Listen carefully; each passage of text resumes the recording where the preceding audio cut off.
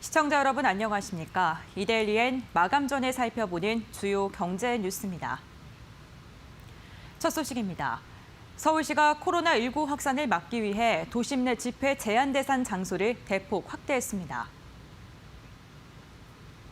서울시의 집회 금지 구역은 이미 제한이 가해지고 있는 강화문, 청계, 서울광장과 그 주변 차도 인도뿐만 아니라 서울역과 종로 일가 등으로 확대됩니다.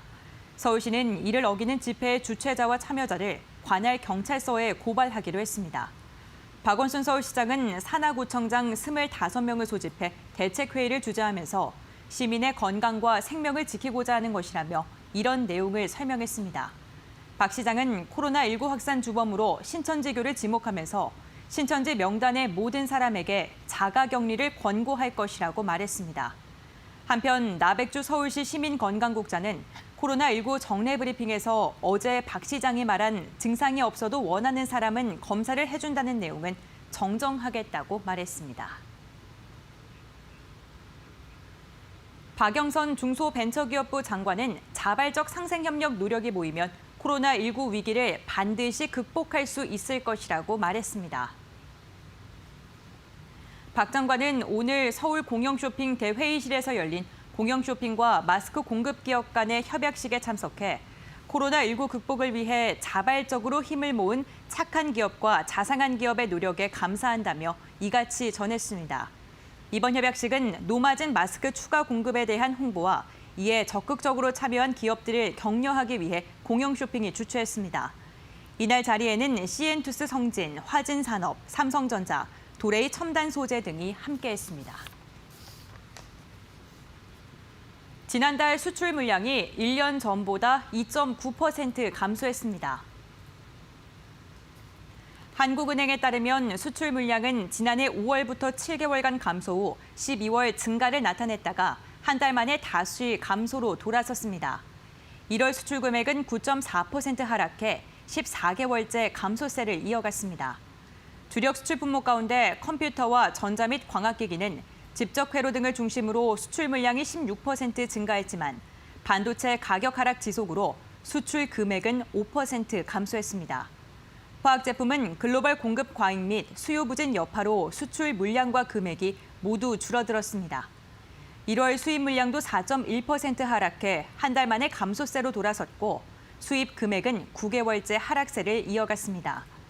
순상품 교역 조건 지수는 5% 내려가면서 26개월 연속 하락을 이어갔습니다. 삼성전자가 모바일 기기용 통합 보안 솔루션을 개발했습니다. 삼성전자는 하드웨어 보안칩과 소프트웨어로 구성된 모바일 기기용 통합 보안 솔루션을 개발했다고 밝혔습니다.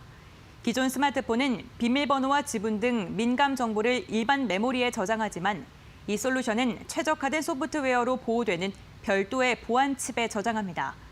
민감 정보만을 위한 디지털 개인 공고에 정보를 저장해 보안성을 더욱 높인 것이 특징이라며 최근 출시된 삼성 갤럭시 S20에 탑재됐다고 회사 측은 밝혔습니다. 각종 물리적 해킹 공격을 방어할 수 있는 하드웨어 보안칩과 오류 횟수를 초기화시키는 해킹 등을 방지하는 삼성전자의 보안 소프트웨어로 구성됐습니다. 보안칩은 보안 국제 공통평가 기준에서 현재까지 모바일 기기용 보안칩 가운데 가장 높은 등급을 획득했습니다. 올해 제주 한림 해상풍력 등 32개 대규모 재생에너지 프로젝트가 본격적으로 시작됩니다. 산업통상자원부는 2020년 신재생에너지 기술 개발 및 이용 보급 실행 계획을 내일 확정해 공고한다고 밝혔습니다. 우선 대규모 재생에너지 프로젝트를 본격적으로 추진해 안정적인 시장을 창출하고 신재생에너지 공급 의무 비율을 높여 재생에너지 수요를 확충합니다. 이를 위해 2.3기가와트시 규모의 32개 대규모 프로젝트를 연내에 착공하는데 투자 규모는 태양광과 풍력을 포함해 올해 1조 9천억 원, 3년간 총 11조 원으로 추산됐습니다. 이와 함께 발전 사업을 허가할 때는 주민들에게 사전 고지를 의무화하고 환경 훼손을 최소화하기 위해 재생에너지 발전 시 산지 복구를 의무화하도록 관련 법령을 정비한다고 밝혔습니다. 내일부터 스마트시티 조성을 활성화하고자 혁신기술 도입에 장애가 되는 규제를 일시적으로 해소하는 스마트시티형 규제 샌드박스가 시행됩니다. 국토교통부는 최근 스마트 도시법 시행령 개정안이 국무회의에 의결됨에 따라 내일부터 이 법에 따른 규제 특례와 실증 사업비 패키지 지원을 시작한다고 밝혔습니다. 국토부는 지난해 9월 부산 세종 스마트시티 국가 시범도시 규제 샌드박스 활성화 사업 공모를 통해 선정된 18개의 과제에 스마트 도시법에 의한 규제 특례를 적용해주고 평가 우수를 통해 우수 과제에는 1년간 5억 원 내외 실증 사업비를 지원할 예정입니다. 국토부는 국가스마트도시위원회 심의를 거쳐 사업 계획의 승인 여부를 결정하게 되는데 승인이 내려지면 4년간 사업을 할 수 있고 한 차례 2년 이내의 범위에서 연장도 가능합니다. 이어서 이 시각 간추린 뉴스입니다. SK텔레콤 직원이 코로나19 1차 양성 판정을 받으면서 오늘부터 3일간 을지로 입구에 있는 SK텔레콤 사옥이 폐쇄됩니다.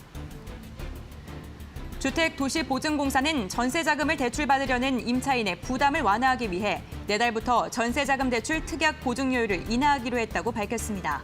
기존 연 0.05%에서 0.031%로 38%가 인하됩니다.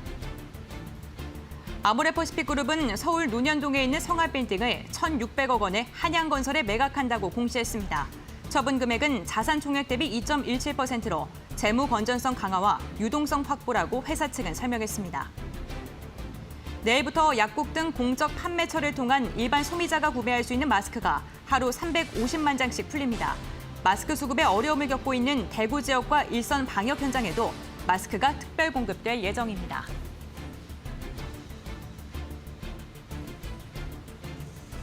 이데일리엔 마감 전에 살펴보는 주요 경제 뉴스 함께 확인해봤습니다.